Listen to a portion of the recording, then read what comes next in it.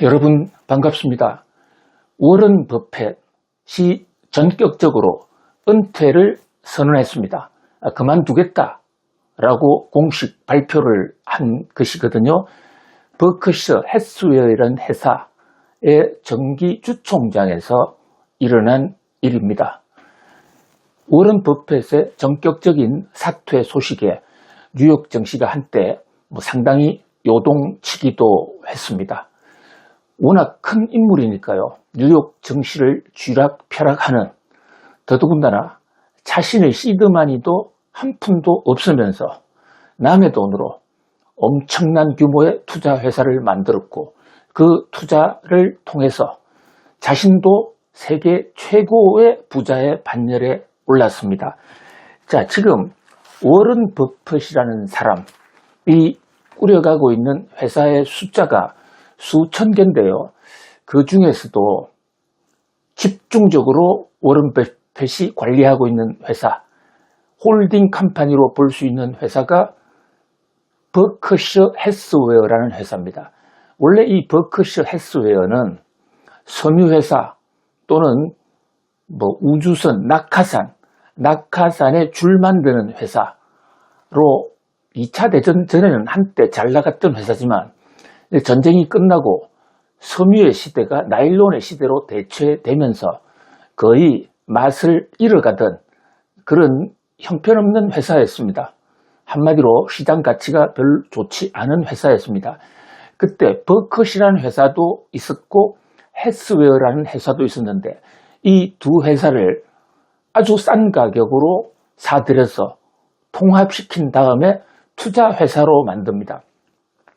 워런 버핏이 이 버크셔 해스웨어를 사서 그 회사를 자신의 홀딩 컴퍼니로 만들었던 해가 1964년입니다.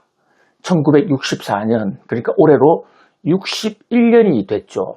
61년 동안 버크셔 해스웨이, 지금 현재 버크셔 해스웨이 산하에 190개 회사가 있는데요. 이 투자 회사가 중심이 돼서 어느 정도의 투자 수익을 올렸느냐. 자, 올해의 버크셔 해스웨이, 올 들어서 2025년 평균 주가를 기준으로 또 워런 버핏이 이 버크셔 해스웨이를 샀을 때 1964년의 연평균 주가를 기준으로 환산을 해봤습니다. 그랬더니 61년 만에 주가가 550만 2284% 올랐습니다. 550만 %가 올랐다는 얘기입니다. 그렇다면 같은 기간 중 다른 주가들은 어떻게 했냐? 그 기간 중에 망한 회사도 있을 것이고요. 비교적 똘똘하고 우수한 기업, 뉴욕 증시에서 가장 잘 나간다는 우량주 500개를 모아놓은 그룹, 이게 S&P 500 아닙니까? 이 뉴욕 증시 최우량주 500개의 그 평균 61년간 주가 상승률은 3만 %거든요. 물론 S&P 500도 굉장히 높습니다. 그런데 이 3만 %에 비교할 때 550만 %? 자, 이것은 약 한 180배. S&P 500의 우량주보다도 180배나 더 올랐다. 자, 평균 주가는 여기 떨어져서 망한 회사도 있기 때문에 이보다 훨씬 높겠죠. 어쨌든 최근 60년간 가장 투자 수익이 높은, 그야말로 투자의 귀재, 투자의 신이라고 할 수가 있습니다. 자, 이런 분이 갑자기 그만둔다고 그러니까 뉴욕 증시가 좀 놀란 것이죠. 첫 번째, 그 워런 버핏이 왜 그만둘까? 만약에 뉴욕 증시가 재미가 없어서 트럼프 관세 폭탄 때문에 투자하기 너무 힘들어, 그래서 그만둔다면 워런 버핏 너마저도, 투자의 신마저도 떠나는 뉴욕 증시, 이제 끝난 것인가? 이런 의구심을 증폭시킬 수가 있죠. 그런데 워런 버핏이 떠나는 것은 뉴욕 증시 자체에 대한 환멸이나 가능성이 없다라는 것보다도 본인의 나이가 많기 때문으로 보입니다. 이제 나이가 많으면 아무래도 정신 집중력이 흐릿해지고 후계를 생각해야 될 때가 아닌가. 그런 면에서 자연스러운 이 인간 자연 법칙에 따른 세대 교체다. 이렇게 볼 수 있습니다. 그런데 이 워런 버핏은 자기 자녀들에게 주식을 상속하지도 않고 투자회사의 경영권을 전문 경영인에게 넘기는 거거든요. 물론 자기 자식들에게는 어떤 이 여러 가지 그 투자 법인 또는 공익단체를 만들어서 자식들이 먹고 살도록은 해주는데, 문제는 중요한 가장 핵심인 버커셔 해스웨이에 대해서는 경영 관여도 하지 말고 거기 주식도 제대로 주지 않겠다 해서 사실상 경영과 소유에 손을 떼게 하는 것이죠. 그런 면에서 볼 때 이제 워런 버핏이라는 이 투자자는 완전히 이제 사라지고, 또 워런 버핏의 스타일대로 투자해왔던 버커셔 해스웨이도 투자 패턴이 앞으로 근본적으로 바뀔 것이다. 자, 그렇다면 뉴욕 증시 투자자들도 상당수 사람들이 워런 버핏 따라서 투자 많이 했거든요. 이를테면 워런 버핏의 최애주, 가장 사랑했던 주식, 말년에는 애플이었고, 그전에는 코카콜라 같은 전통주 회사들, 또 보험사들, 이런 또 정유회사, 이런 업종이 만약에 여기서 워런 버핏 퇴임 후에 그 후계자들이 여기에 대한 비중을 줄이거나 한다면 주가에도 영향을 줄 것 아닙니까? 그러면서 큰 손의 은퇴는 뉴욕 증시의 주목을 끌기에 충분했다, 이렇게 볼 수가 있습니다. 물론 그렇다고 해서 워런 버핏이 지금 당장에 그만두는 것은 아니고요. 올 연말까지는 계속 CEO로 있다가 내년 1월 1일부터 2026년부터 후계자에게 완전히 넘긴다. 후계자 이름은 그렉 아벨이라고요. 이게 본인이 스카우트해 온 인물인데 올해 이분도 연세가 62세입니다. 이 그렉 아벨도 김대호 방송에서는 몇 차례 소개를 해 올렸는데, 조만간 그렉 아벨의 투자 전략, 그의 인간, 그는 누구인가? 버커셔 해스웨이의 후계자 그렉 아벨 집중 연구편도 바로 별도의 영상을 찍어서 구독자님들에게 전해 올리겠습니다. 자, 어쨌든 한 시대가 정리되는 굉장히 중요한 변곡점이다, 이렇게 볼 수 있습니다. 사실 워런 버핏은 최근 한 4, 5년 전부터 주식 투자 비중을 줄이고 현금 비중을 계속 늘려왔었습니다. 그래서 워런 버핏이 경기 침체에 대비하는 거 아닌가, 이런 전망까지도 나온 적이 있거든요. 그런데 결국은 이게 은퇴를 앞두고 자신의 자산을 정리하는 차원이다, 이렇게 볼 수 있을 것 같습니다. 워런 버핏, 자, 이 한 시대를 정리하면서 워런 버핏은 과연 어떻게 뉴욕 증시를 끌어왔고 어떻게 부자가 되었느냐, 이것은 현대 당대를 살아가는 우리에게 큰 교훈이 될 것으로 보입니다. 비단 주식 투자를 하지 않더라도요, 워런 버핏은 인간적으로도 굉장히 성공한 사람이고 그의 어떤 성공 스토리는 아주 가히 귀감이 될 수 있다. 그런 면에서 인생을 한번 훑어볼게요. 그는 1930년 8월 30일 출생했습니다. 워런 버핏은 자기 자서전이나 또 인터뷰할 때 자기가 1930년생이라는 것을 유난히 강조합니다. 왜냐고요? 1930년, 여러분 혹시 제가 여러 번 방송하지 않았습니까? 바로 미국의 대공황이 본격적으로 터지내고, 또 당시에 후보 대통령이라는 미국 대통령이 스무트 홀리 관세법이라는, 지금 트럼프 대통령이 때리고 있는 관세 못지않은 엄청난 관세 폭탄을 때려서 서명한 때가 1930년 5월입니다.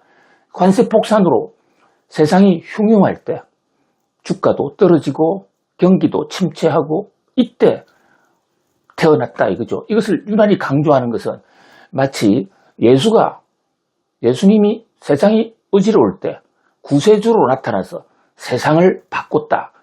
뭐 그런 것과 본인이 구체적으로 예수님까지 언급하지는 않았습니다만 난세에 대공회라는 난세에 왔는데 자기가 그 난세를 해결하는데 나름대로 일조했다. 어렸을 때 자기의 성장기가 바로 대공황으로 파탄된 미국 경제와 뉴욕 증시를 다시 끌어올리는 그런 어떤 시대에 함께 살았다. 이것을 유난히 강조하고 있기도 합니다. 어쨌든 1930년에 어디서 태어났느냐? 네바라스카의 오마하라는 곳에서 태어났습니다. 네바라스카 오마하. 지금 요즘 미국을 방문하시는 분들은 자주 들르는 곳이 아니에요. 그런데 지금으로부터 시계를 60년 전 거꾸로 올리면요. 당시는 미국의 중심 중의 중심이었습니다. 왜냐고요? 거기에 바로 철도가 중심지, 미국의 대륙 횡단 철도를 연결하는 중심이 네브라스카의 오마하란 시티였거든요. 미국의 철도는 링컨 대통령 때 만들어집니다. 링컨 대통령이 북부 지역의 산업 육성을 위해서 엄청나게 노력했던 경제 대통령의 면모를 가진 분이거든요. 자, 이분이 1849년에 그 유명한 49ers 금이 샌프란시스코 세클라멘토에서 금이 발견됐습니다. 그게 바로 골드러시죠. 골드러시 때문에 동서를 가야 되는 사람들 철로도 없고 하니까 말을 타고 다니는데 피곤하고 또 도중에 인대한 습격도 받고 그런 시절이 오래 계속됐는데요. 트럼프 대통령, 링컨 대통령이 집권한 게 1861년이거든요. 그러니까 세클라멘토에서 골드러시가 생긴 지 11년째 되던 그 해인데 아예 링컨 대통령은 여기다가 철로를 만들 구상을 하고 실제로 철로를 깝니다. 그 철로가 미국은 땅덩어리가 크잖아요. 그래서 동해에서 서로 태평양과 대서양에서 양쪽 해안가부터 쭉 만들어서 들어서 중간에서 만나는 겁니다. 한쪽은 골드러시가 터졌던 샌프란시스코, 세클라멘토, 이 세클라멘토라는 데가 샌프란시스코 바로 옆에 지금 실리콘밸리 옆에 있고요. 요게 지금도 캘리포니아 주의 주도거든요. 주의 수도란 뜻입니다. 여기서 이제 철로선을 연결해 오고 또 한 선은 뉴욕 바닷가에서부터 철로를 연결해서 서부로 가서 중간에서 딱 만나는 지점이 바로 네바라스카 오마하입니다. 여기가 사실은 산업의 중심지였죠. 그래서 워런 버핏의 아버지가 나중에 미국의 연방 하원 의원, 사선 의원까지 하는 정치인이기도 했습니다만 이분이 원래 주식을 해서 돈을 벌어서 그래서 뉴욕 정계, 워싱턴 백악관 쪽으로 진출을 했던 분이거든요. 그 아버지가 이제 네브라스카에서 살다 보니까 그 아들도 워런 버핏은 이 네바라스카에서 태어났습니다. 네바라스카에 태어났는데 아버지가 용돈도 잘 안 주고요. 자립을 많이 시켰어요. 특히 이제 유명한 것이 이 어린 시절부터 돈을 벌어야 된다 하는 그런 아버지의 교육을 받고 또 그런 책도 많이 읽었어요. 그래서 네바라스카 오마하 부근에 있는 퍼블릭 골프장, 골프 CC, 여기에 미국의 퍼블릭 골프장은 그늘집이 없지 않습니까? 거기에 들어가서 콜라를 팔기 시작한 겁니다. 코카콜라 6병, 1병더리를 사다가 골프를 치고 있는 사람들에게 이윤을 엄청나게 붙여서 1병씩 팔고, 그래서 번 돈, 그것을 또 동네에 이발소에 가서 게임기를 설치합니다. 이발소 주인한테 이 게임기 설치해서 이익을 반씩 나눕시다. 그래서 이익을 반 나눠서 조금씩 법니다. 그래서 번 돈으로 주식 투자에 나섭니다. 아버지의 영향이 컸다고 볼 수도 있죠. 그런데 아버지가 하라고 한 것은 아니고요. 본인이 스스로 하는데 처음으로 주식 투자한 게 1942년입니다. 이 워런 버핏이 1930년생이니까 만 나이 12살 때지 않습니까? 12살 때 1942년은 2차 대전 중이었고 주가가 굉장히 떨어져 있었거든요. 바로 워런 버핏의 특징은 절대 고평가되어 있는 종목 잘 안 사요. 주가가 떨어질 대로 떨어져 있는데 그럼에도 불구하고 회사는 망하지 않겠지. 이런 종목들을 집중적으로 한평생 사왔는데 첫 번째 워런 버핏이 샀던 주식도 1942년 3월 달에 2차 대전 한참 와중에 정유회사 시티스라는 회사의 주식을 삽니다. 자, 이 회사의 주식을 당시 주당 38.25달러에 사들이거든요. 그런데 이 회사 주가가 4개월 후에 40달러로 오르니까 바로 차익, 이익 실현을 해버립니다. 자, 여기서 워런 버핏의 한평생 지켜왔던 몇 가지 투자 철학을 배울 수가 있죠. 일단은 주가가 낮은 회사, 그러면서도 가치가 있는 회사를 잡아라 라는 가치 투자론. 그 다음에 주가는 영원히 오르지도 않고 영원히 떨어지지도 않기 때문에 자기가 생각했던 목표치보다도 조금 높이 된다 했을 때 과감하게 이익을 실현한다. 그런 어떤 12살 때 벌써 이런 차익 실현과 가치 투자의 그런 기법을 보여줬다. 이렇게 볼 수가 있겠습니다. 아무튼 이때 돈을 벌은 워런 버핏은 14살 때는요. 부동산, 주식으로 번 돈을 부동산을 샀다가 또 부동산으로 번 돈을 가지고 주식을 사는 부동산과 주식을 넘나들었습니다. 네브라스카 고등학교를 졸업하고 본인은 대학 진학 별로 하고 싶지 않았다고 해요. 그런데 아버지가 대학은 나와야 된다 해서 진학한 학교가 사립대학 동부의 명문 펜실바니아 대학입니다. 자, 펜실바니아 대학 하면 요즘 굉장히 뜨는 인물들로 유명하죠. 바로 트럼프 대통령이 여기 편입으로 돌아와서 학교를 2년간 다녔습니다. 그뿐만 아니죠. 트럼프 대통령 옆에 착 달라붙어 다니던 트럼프 대통령의 후원자 일론 머스크 역시 펜실바니아 대학 경제학과 출신입니다. 바로 그 펜실바니아 경영학의 본산지라고 하는 유펜이라는 학교, 거기에 경영학이 발상됐고 좋다고 하니까 네브라스카 촌사람이었던 워런 버핏도 펜실바니아 대학을 입학합니다. 근데 가보니까 별거 없다. 그러면서 다시 고향인 네브라스카 주립대학으로 돌아옵니다. 자, 이때 왜 펜실바니아 대학을 그만두고 네브라스카로 왔느냐? 자, 이 대목도 본인이 자서전에서 몇 차례 밝힌 적이 있는데요. 상당히 신선합니다. 자, 자기가 시골 출신으로서 유펜 대학 나오는 것도 좋지만은 자기는 대중과 화합을 해야 되고 대중의 기반이 필요하다. 자기 혼자서는 살 수 없다. 아마 아버지가 연방 하원 의원을 4차례나 했으니까 민주주의 사회 풀뿌리 대중의 지원, 기반 이게 얼마나 중요한 것을 알았겠죠. 그런데 펜실바니아에서는 거기는 다 떠내기들이고 자기가 그 출신도 아니다. 그리고 워낙 똘똘한 인재도 많고 그런데 네브라스카 주립대학을 다니면 자기가 네브라스카 출신으로서 거기서 뿌리를 내줄 수 있고 자기 지지 기반을 만들 수 있다. 이래서 네브라스카 주립대학으로 역편입을 해서 들어옵니다. 거기서 대학 기숙사에서 한 여인을 만나서 연애 결혼을 하는데 일설에는 그렇게 큰 미래, 정치적 기반을 만들겠다는 그런 뜻보다는 사랑하는 여인이 있었기 때문에 네브라스카 주립대학으로 왔다는 설도 있는데 워런 버핏의 여동생의 고등학교 친구예요. 그 친구와 이제 네브라스카 대학의 동창생으로서 캠퍼스 커플로서 결혼을 합니다. 그런 다음에 대학원 진학을 해요.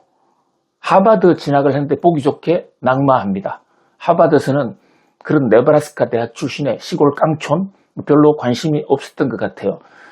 그런데 이제 하버드는 떨어졌지만 이때 콜롬비아 대학에 합격을 해서 콜롬비아 대학에서 MBA를 합니다. 왜 콜롬비아 대학이 중요하냐면 뉴욕 한복판에 있는 맨하탄에 있는 학교이기도 하고 여기서 그 유명한 지금 여기 나오는 이 벤자민 그레이엄 박사를 만납니다.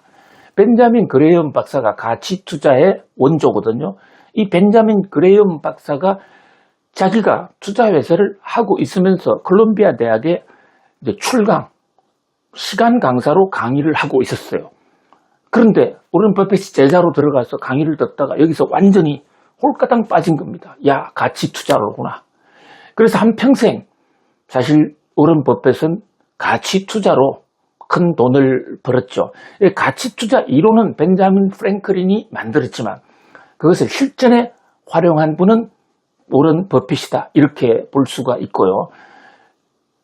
자기가 MBA 졸업하자마자 한때 스승이었던 벤자민 그레이엄 사무실을 찾아가서 저 좀 입사시켜 주세요. 취업시켜 주세요. 그런데 벤자민 그레이엄 교수가 관심이 없었어요. 근데 거기서 3개월 이상 아침마다 저녁까지 가지 않고 계속 사무실 앞에서 교수님, 선생님 저 좀 받아주세요. 그런 열정을 보니까 감동한 나머지 이제 벤자민 그레이엄 박사가 제자로 키우게 됩니다. 여기서 투자 이론을 익힌 이 워런 버핏은 또다시 자기 고향인 네바라스카 오마하로 돌아갑니다. 오마하가 당시에도 큰 도시이기도 했지만은 자기 지역 기반, 자기를 믿고 투자할 사람들을 찾아다녔던 겁니다. 근데 뉴욕에서는 뭐 자기를 얼마나 알아줄까 해서 자기 고향으로 간 거죠.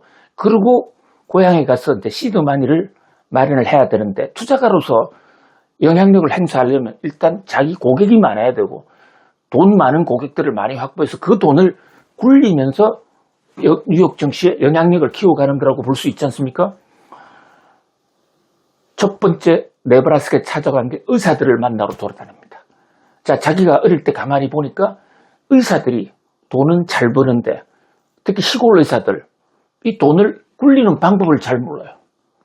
그래서 현금이 많다는 사실을 알고 자기의 이력서, 자기가 어떻게 투자할 것이라는 투자 계획서를 갖고 네브라스카 오마하에 부자 의사들을 싹쓸이를 합니다. 거기서 그 돈을 가지고 엄청난 투자, 그 돈으로 사실은 이 버커셔 해스웨어를 만든 거죠. 그리고 오마하는 약정한 기간 내에 6개월이면 6개월, 1년이면 1년 내에 돈을 모아서 그 의사들이 상상하지도 못한 그에게 수익을 돌려줍니다. 그 소문이 눈덩이로 불어나면서 워런 버핏에 맡기면 부자 된다 라는 그런 전설을 만들었어요. 자, 그렇다면 이 버커셔 해스웨어라는 회사, 이 회사가 550만 %의 수익률을 올렸는데 최초로 버커셔 해스웨이가 집중 투자한 회사가 어디냐? 그것은 게이코란 보험회사였습니다. 자, 보험회사라는 게 굉장히 영업 패턴이 일반 제조업하고는 다릅니다. 일반 제조업체에서는 물건을 제조해서 팔고 매출을 올리면 돈이 들어봤자 그 원가로 많은 돈이 나가기 때문에 실제로 회사에서 순이익으로 만질 수 있는 돈의 퍼센티지가 그렇게 높지 않아요. 근데 보험은 어떻습니까? 보험을 팔면 특히 생명보험 같은 거 팔면요. 보험료 수입이 막 들어옵니다. 그런데 이 생명보험은 보험회사가 그 가입자에게 돈을 언제 주느냐? 생명보험, 사망보험 가입했다면 그 사람이 죽었을 때 주는 거잖아요. 그러면 가입은 30대 했는데 70대에 죽는다? 40년 동안 돈이 쌓이는 겁니다. 수록 생명보험이 아니라고 하더라도 뭐 중대상해보험이다. 중대상해를 입을 확률이 그렇게 높지 않잖아요. 이 돈을 가지고 돈을 만들어 나간 것입니다. 특히 전통산업, 이 워런 버핏의 투자 전략, 정말 그 가치 투자로서 워런 버핏의 돈을 번 그 전설의 스토리는 두고두고 앞으로 영상을 또 찍어서 제가 이 워런 버핏의 가치 투자 100가지 원칙 이런 것도 따로 말씀을 올리겠습니다만은 오늘은 일단 워런 버핏이 그만둔다고 그러니까 그가 남긴 말 중에서 4가지 법칙. 자, 우선 사업이 이해 가능해야 된다. 뭐를 하는지 잘 모르는 사업, 이거 절대 자신은 투자하지 않습니다. 본인이 모르면 판단이 제대로 안 돼요. 자, 그 다음에 두 번째. 지금 당장에 돈은 안 들어도 5년 내지 10년 중장기에 돈이 된다. 그때까지는 주가 오른다. 100년, 200년 후에 주가 오르는 게 필요 없다. 목표 연도를 5년에서 10년으로 잡았습니다. 자, 그 다음에 세 번째가 경영진을 신뢰할 수 있어야 된다. 경영진이 엉망이거나 술 먹고 맴맴하거나 뭐 관종 끼거나 이런 사람 절대 안 된다.